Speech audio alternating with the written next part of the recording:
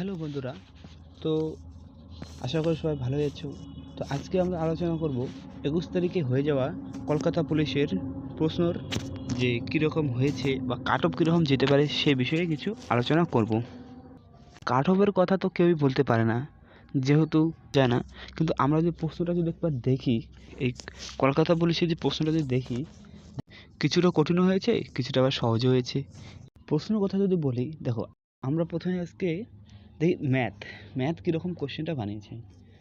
ম্যাথের আমরা জানি ৩টা পার্ট, যেটা আমরা সবসময় পড়ি বা জানি: বীজগণিত, পাটিগণিত, আর একটা কি ত্রিকোণমিতি।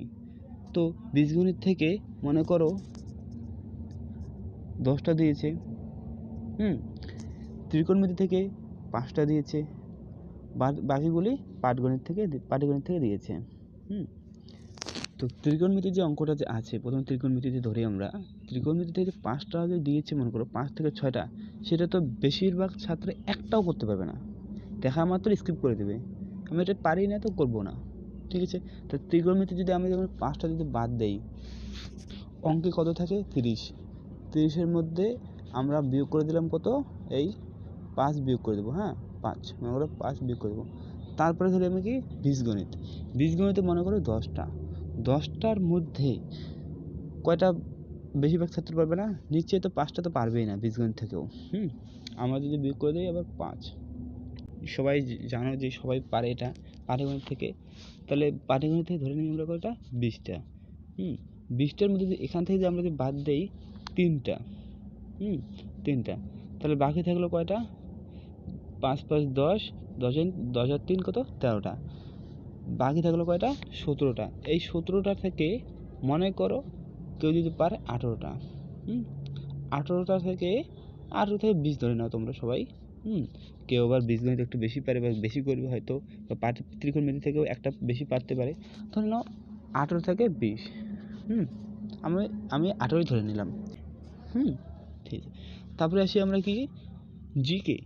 জিকে যে প্রশ্নটা যে বানিয়েছে, জিকে থেকে 40টা, সেই জায়গা থেকে দাঁড়িয়ে আমি বলতে পারি যে আমার মনে হয় বেশিরভাগ ছাত্র, মানে কমন যদি কথা বা যেটা যদি জানা প্রশ্ন যদি থাকে, তাহলে সেরকম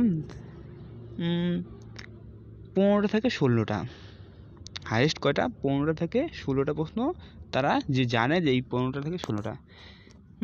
মনে করলে সে ধরি আমি 15টা থেকে 16টা, তখন সে ভাববে যে 15টা দিয়ে তো আর কোনো কিছু হবে না। তখন সে কী করবে? শেষ সময়ের দিকে তখন সে রাগ উঠে কী করবে? আবার বেশি করতে চেষ্টা করবে। ভুল হয় না, ঠিক হোক পরে দেখা যাবে, কিন্তু তখন সে সেই জায়গায় দাঁড়িয়ে আবার 15টা করবে। 15টা করবে, বা আমি নাও ধরলাম 15টা, 10টা যদি ধরে আমি, তবু করবে তারা কয়টা? 25টা করবে। মনে করো 15টা সে একটু একটু জানে, আবার ধরে নাও আমরা এখানে 25টা ধরলাম। তারাও জিকেও করেছে মনে করো 25টা। এখন আছে জিএই যে প্রশ্ন যে আছে, সেটা সবাই জানে যে জিএটা সোজা, অবশ্যই সোজা, কিন্তু সোজার মধ্যে তো কিছু টাফ তো দিয়েছে তারা, একদম তো সোজা দিতে পারবে না। না হলে তারা 5টা তো করতেই পারবে না, থাকবে কয়টা? 25টা। ধরে নাও কয়টা? 25টা, ঠিক আছে। এখন এই যে এইগুলো সবাই এগুলো করবে। এই নাম্বারটা যে আছে, অল স্টুডেন্ট প্রায় বেশিরভাগ আমরা ক্যালকুলেশন করি, কত হয় যোগ করে দেখি। আমি ম্যাথে ধরলাম 18টা, তাহলে আমরা ধরতে পারবো 18টা থেকে 20টা, তো আমি 18টাই ধরলাম, বেশি ধরার দরকার নেই, 18টাই ধরি। তারপরে মনে করো জিএই তো মনে করো 5টা বাদে 25টা ধরলাম, 25টা ধরলাম। তারপরে এই যে জিকে যে আছে, জিকে আমরা কত ধরলাম? জিকে তো 25 ধরলাম, 25। তাহলে এখন কত? এই যে 68 নাম্বার যে আছে, এটা সবাই করে আসতে পারবে। কখনো কি 68 কাট অফ যাবে? 68 নাম্বার কি সবাই পাবে? এটা সবাই জানে যে সেখান থেকে অনেকেই ভুল হবে, বেশিরভাগ স্টুডেন্টেরই অনেক ভুল হবে। কারো 10টা হবে, আসে 50, তো এই 50-এর মধ্যে তো নেগেটিভ মার্ক থাকবে 4-এ কতটা? কয়টা?